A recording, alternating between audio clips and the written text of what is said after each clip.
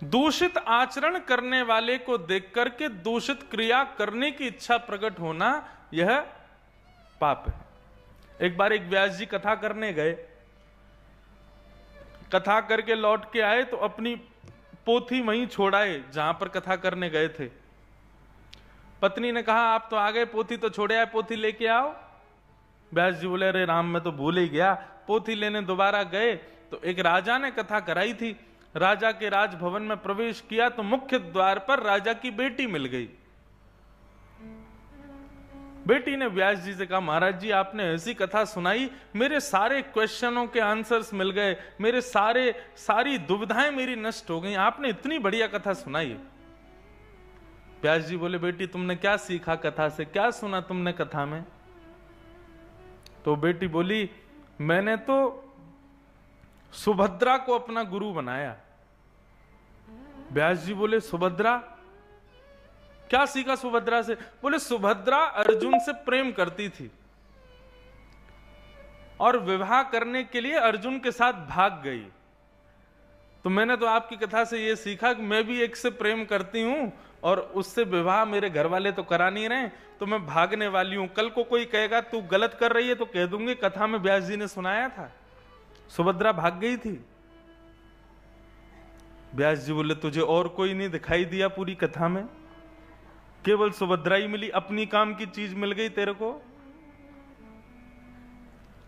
व्यास जी थोड़े और आगे गए तो राजा का बेटा मिला।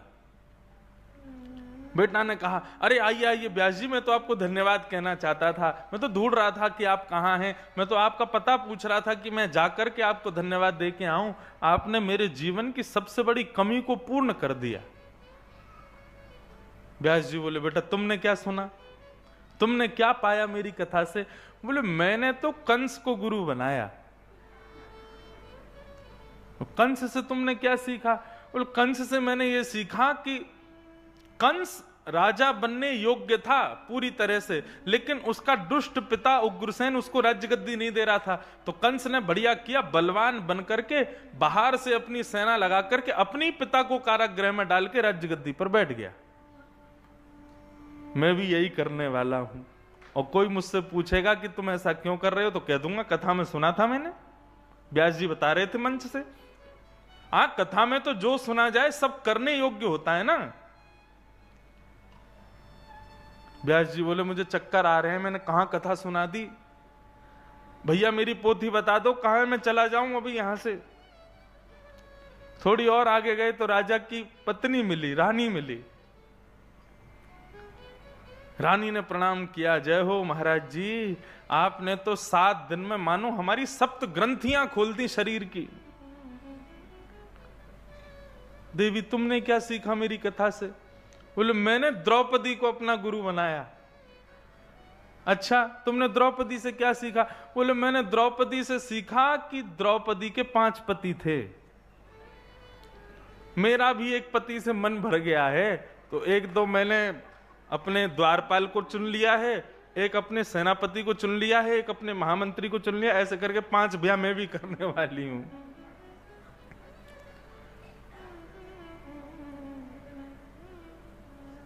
ब्राह्मण देवता भागे वहां से, तभी मुख्य द्वार पर ही राजा खड़ा था। राजा ने कहा अरे व्यास जी कथा पूरी हो गई, आप तो घर चले गए थे, फिर कैसे वापस? बोले मैं अपनी पोथी लेने आया था, अब जा रहा हूं, मेरी पोथी दे दो बस।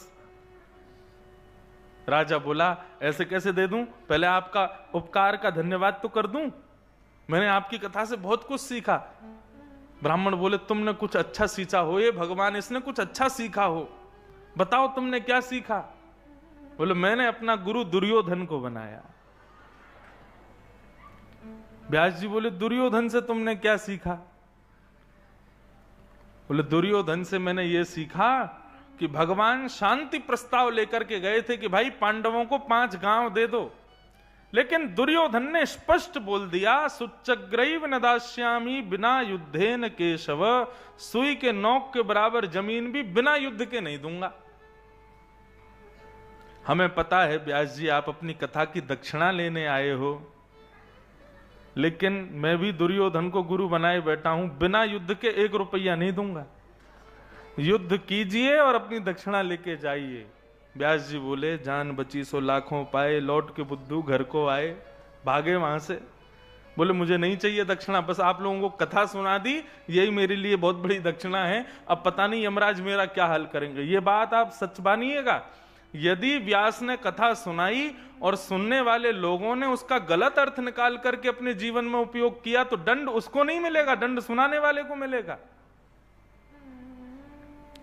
इसलिए भैया, ये राजा रानी और इनके बालकों की तरह कथा में मत आना। यहां तो कथा रावण की भी सुनाई जाएगी और राम की भी सुनाई जाएगी, कुछ गुण रावण के भी बताए जाएंगे और कहीं कहीं पर दुर्गुण के रूप में उग्रसेन आदि के भी दुर्गुण बताए जाएंगे। आपको स्वीकार नहीं करना है, अपने बुद्धि विवेक से बैठना है, मेरे योग्य क्या है, मुझे क्या करना है, इसका पूर्ण विचार करके बैठना है। आचरण किसका करना चाहिए? आचरण सदैव उसका करना चाहिए जिसके आचरण से, जिसके स्वभाव से, जिसके दर्शन से भगवत प्रीति और ज्यादा बढ़ती हो। आहा, अनंत बलवंत श्री हनुमंत लाल जब लंका जाते हैं, विभीषण के यहां जब पहुंचे हैं तो रूप बदल लिया, एक ब्राह्मण का रूप धारण कर लिया हनुमान जी महाराज ने। रूप बदल करके जब विभीषण के सन्मुख गए हैं, तो विभीषण ब्राह्मण के रूप में जब हनुमान जी को देखता है, नेत्र सजल हो जाते हैं विभीषण के। विभीषण को नहीं पता ये कौन है, लेकिन रूप बदल करके आए श्री हनुमान जी को देख करके विभीषण कहता है, मेरी इच्छा हो रही है मैं आपको प्रणाम कर लूं,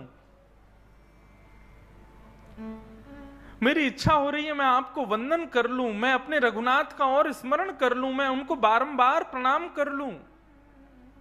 हे विप्र देवता, आप कौन हो? आप साधारण नहीं हो, आप कोई वैदिक, एक कोई भगवत भक्त हो, मुझे अपना दर्शन दीजिए।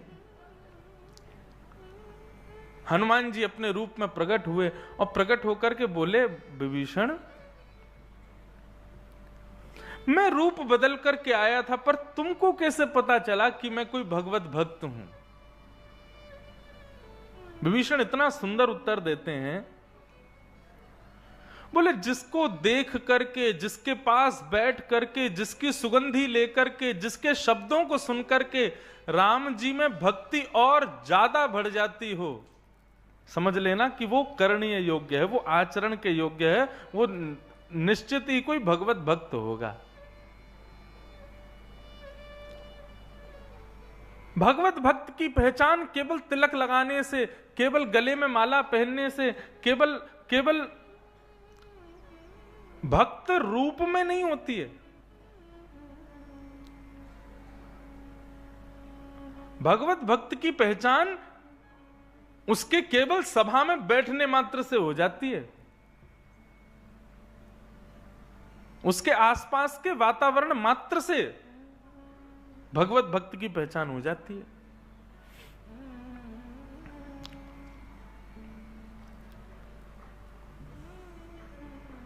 कौन कौन से पापी कथा सुनने से मुक्त हो जाते हैं? जब ये प्रश्न किया नारद जी ने, सनत कुमारों ने कहा, सब प्रकार के पाप करने वाले, चाहे कितना भी बड़ा पाप हो, चाहे महापाप हो, यदि वो कथा श्रवण कर ले, सप्ताह कथा की विधि को जान करके कथा श्रवण कर ले, तो वो पुनंतिते, वो पवित्र हो जाता है। लेकिन बंधुओं, एक मेरी बात सुनिएगा, यदि कथा सुनने से व्यक्ति के पाप नष्ट हो जाते हैं, तो चोरी चोरी कर लेगा, चोर चोरी करेगा और आके फिर कथा सुन लेगा, उसके पाप तो ऐसे ही नष्ट हो जाएंगे। डाकू डकैती डालेगा, फिर आके कथा